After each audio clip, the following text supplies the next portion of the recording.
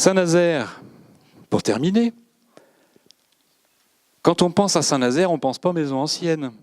L'image qu'on a de Saint-Nazaire, c'est ça. C'est l'image d'une ville reconstruite, des grands immeubles années 50, une place de la mairie, on pourrait ajouter quoi, la base sous-marine, peut-être la soucoupe. C'est ça l'image de Saint-Nazaire. Or, Saint-Nazaire, quand on se promène dans les rues, on est étonné, même dans le centre-ville, de voir qu'on trouve des maisons anciennes partout.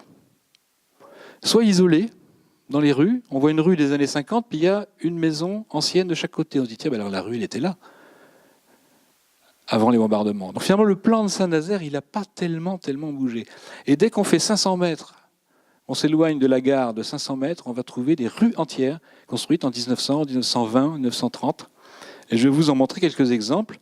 Alors on trouve aussi de l'architecture rurale dans Saint-Nazaire, des fermes, des ensembles de fermes avec leurs annexes ou des maisons de propriétaires. C'est des maisons prises au mois de juillet. C'est des photos prises au mois de juillet, c'est pas. Ça existe toujours, enfin, j'espère.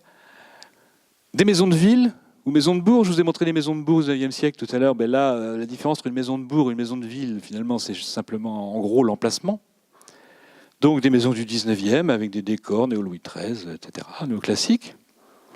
Encadrement, beaucoup de pierres à Saint-Nazaire. Saint-Nazaire était un port, la pierre arrivait facilement. Alors des maisons de grand luxe, tout le monde les connaît, ces deux-là, parce qu'on passe devant quand on longe la mer, le littoral. Mais bon, il y a des quartiers entiers des rues entières de maisons bourgeoises comme ça, avec des styles du 19e, éclectiques, de très très grande qualité, à Saint-Nazaire.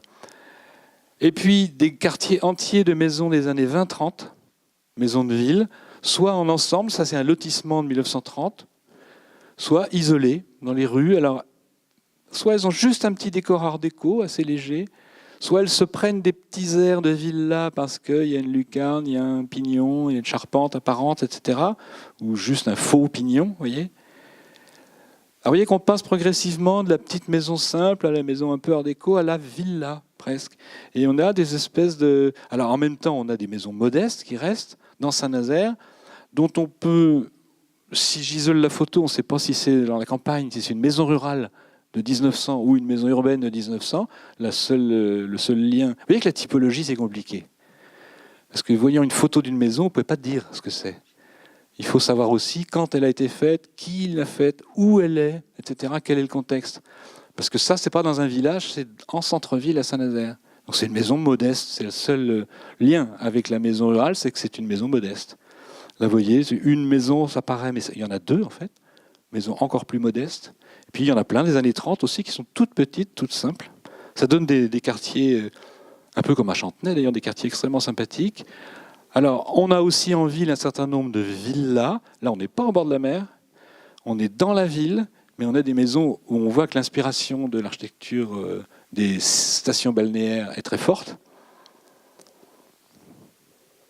y compris dans le néorégionalisme basque des années 30 et 50. Vous voyez. Et là, on est en ville. C'est pas...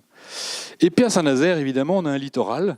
Donc on a aussi des villas, toujours entre guillemets balnéaires, qui sont des villas qui pourraient être à la Baule, à Préfaille, etc. On est là aussi en ville à Saint-Nazaire.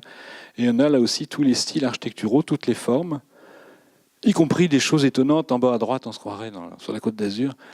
C'est une maison qui était être un ancien local de douanier, qui s'est transformé en maison avec la terrasse sur le dessus. Donc ces maisons donnent directement sur la mer. On est bien sur des villas balnéaires. À Saint-Nazaire, on a beaucoup de maisons du XXe siècle, parce qu'évidemment, je ne suis pas en train de vous dire que Saint-Nazaire n'a pas été en grande partie rasée et reconstruite.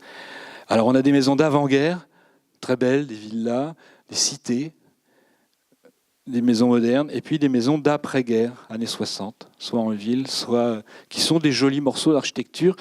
Alors pour information, la ville de Saint-Nazaire est très consciente de la qualité de son patrimoine. Donc les élus, depuis longtemps, ont fait faire de nombreuses études sur le patrimoine de Saint-Nazaire et sont en train de préparer ce qu'on appelle une AVAP, une aire de valorisation de l'architecture et du patrimoine. Maintenant, ça a changé de nom, ça s'appelle les SPR, mais eux, c'est encore une AVAP. Et donc, ils vont vers une protection patrimoniale du centre-ville de Saint-Nazaire.